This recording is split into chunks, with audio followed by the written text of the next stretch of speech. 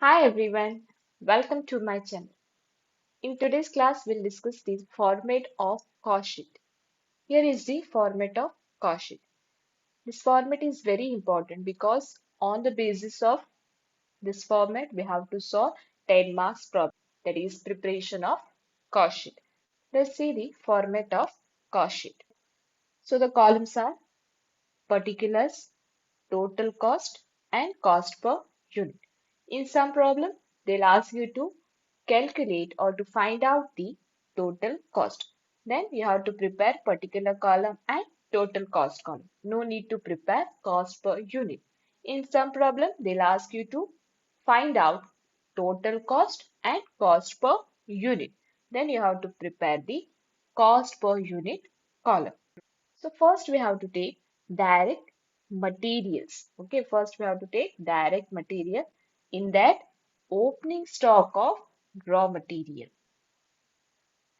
To that we have to add purchases of raw material, carriage inward, octroi, freight, and custom duty, etc. And you have to write amount in total column. So after taking opening stock of raw material and expenses related to purchase of raw material. Okay, expenses related to purchase of raw material. That is carriage inward, octroi, freight, custom duty, etc. So all these expenses you have to add to opening stock of raw material and total is you have to write here. Then you have to less closing stock of raw material. Opening you have to take first, that is opening stock of raw material first you have to take. To that you have to add purchases of raw material, any expenses related to purchase of raw material, that is carriage inward, octroi, freight, etc. You have to add, and after adding all these things, you have to less closing stock of raw material. And the final amount, what you will get, that is called material consumed. After that, you have to take direct wages and direct expenses or chargeable expenses. Any expenses, direct expenses, you have to direct expenses, direct overhead, direct labor, all these things direct, we have to take here after material consumed. The total amount is prime cost. So how you will get this prime cost? First you have to take the information related to material, then you have to add direct wages, direct expenses, direct labor, etc. And the total amount is called prime cost. Then you have to add factory overhead, any expenses or any cost related to factory, or all the indirect expenses you have to record under the head factory overhead. Got all of you? Under factory overhead, what you have to take? All the expenses related to factory or indirect expenses, indirect wages, indirect material, all these things you have to record under the head factory overhead. So you have to write the heading, add factory overhead. So in problem, they will mention some items. Then you have to see which item is related to factory overhead. That you have to write under the head factory overhead. For example, indirect materials, indirect wages, indirect expenses, drawing office salary, depreciation on machinery. Okay, machinery is used in factory. So depreciation on machinery we have to take under the head factory overhead. Then factory expenses, factory rent and rates, repairs and maintenance, etc. So all these expenses we have to record under the head factory overhead and write the amount in total cost column and add this. After taking all the factory expenses, you have to add opening work in progress. In problem, they will mention, they'll give you this item that is work in progress. Opening work in progress, you have to add, and closing work in progress, you have to less. Got all of you? Opening work in progress amount you have to add, and closing work in progress amount you have to less.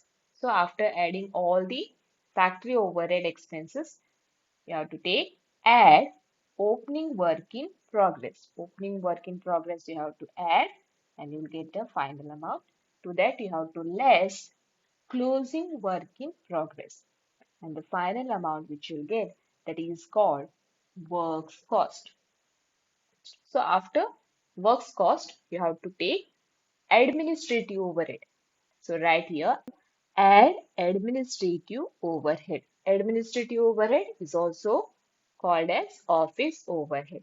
So any expenses or any overhead or cost related to administrative department or related to office, that all expenses we have to record under this head.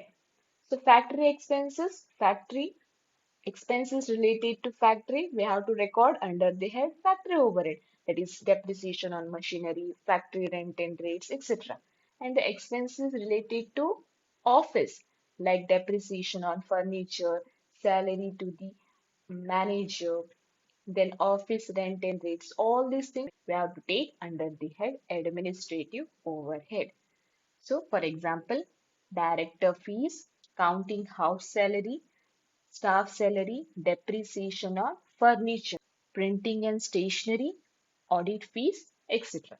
So all these expenses we have to record under the head administrative overhead. So write here amount and total is called cost of production. So all these things, all this amount you have to add to works cost. Okay. And the amount is called cost of production. So to this cost of production, we have to add opening stock of finished goods. So in problem, they will give you opening stock of finished goods and closing stock of finished goods. Opening stock of finished goods, we have to add and closing stock of finished goods, we have to less. The amount is called cost of goods sold. And the next side is add selling and distribution overhead. So any expenses or cost incurred for selling the goods or for stimulating the demand for the product or for distributing the product, that all expenses we have to record under the head selling and distribution overhead.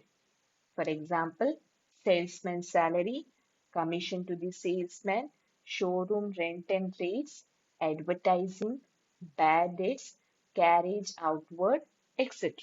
So all these expenses we have to record under the head selling and distribution overhead. So add these amount and you will get one amount to that right cost of seats. Then add profit. In some problem you will get profit and in some problem you will get loss. Here I have taken profit, add profit. So the cost of sales amount we have to add profit and the final amount is called sales, total sales. So here are some important notes which you have to keep in mind while preparing the cost sheet. Note number one, following non-cost items should be excluded from cost sheet. Okay, all these items you should not take in cost sheet. These are non-cost items. These are financial incomes and financial expenses. And these all items we should not take in cost sheet. ಅರ್ಥ ಆಯ್ತು ಕೆಲವೊಂದು items ಇದ್ದಾವೆ ಇದು non cost item ಈ ಎಲ್ಲಾ items ಕೆಲವೊಂದು problems ಅಲ್ಲಿ mention ಮಾಡ್ತಾರೆ ಇದೆಲ್ಲ ಐಟಮ್ಸ್ ಅನ್ನ ಸೊ ಈ ಎಲ್ಲಾ ಐಟಮ್ಸ್ ಅನ್ನ ನಾವೇನ್ ಮಾಡ್ಬೇಕು ಕಾಸ್ಟ್ ಶೀಟ್ ಅಲ್ಲಿ ತಗೊಳ್ಬಾರ್ದು ಯಾಕಂದ್ರೆ ಇದೆಲ್ಲ non cost items financial items ಇದೆ financial expenses and financial incomes and this financial items we should not take in cost sheet. Only the cost items we have to take in cost sheet.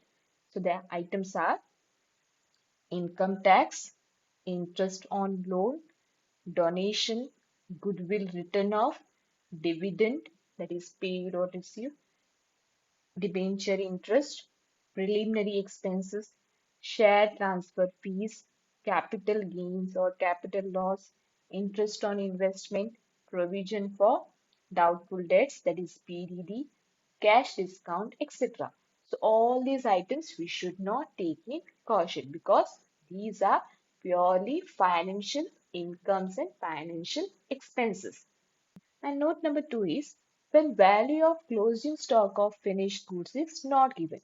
In some problem, they will give you the value of closing stock of finished goods, and in some problem, they will not give you. But we can calculate the value of closing stock of finished goods by taking this formula. So the formula is value of closing stock of finished goods is equal to cost of production divided by quantity produced into closing stock quantity. Okay, by taking this formula, we can calculate the value of closing stock of finished goods. And third important note is while preparing estimated cost sheet, following information is useful. Okay, in some problem, they'll ask you to prepare estimated cost sheet. So in estimated cost sheet, they'll give you certain information and they will not provide you certain information. By taking all these formula, we can prepare estimated cost sheet. Number one is when percentage of factory overhead to wages are not given. Then formula is percentage is equal to factory overhead divided by wages into 100. B. When percentage of administrative overhead to works cost are not given. Formula is percentage is equal to administrative overhead divided by works cost into 100. C. When percentage of selling and distribution overhead to works cost are not given. Formula percentage is equal to selling and distribution overhead divided by works cost into 100. So these three formulas are very important for preparing the estimated cost sheet. In my next video, we'll solve problem on cost sheet. Please do like, share and subscribe my channel. Thank you friends.